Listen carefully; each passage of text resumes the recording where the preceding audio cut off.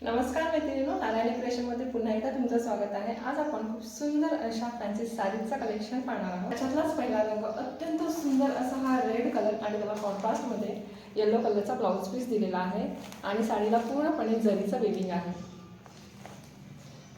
त्याच्यातला दुसरा रंग अत्यंत सुंदर असा हा बॉटल ग्रीन रंग आणि त्याला कॉन्ट्रास्टमध्ये स्काय ब्लू कलरचा ब्लाउज पीस दिलेला आहे।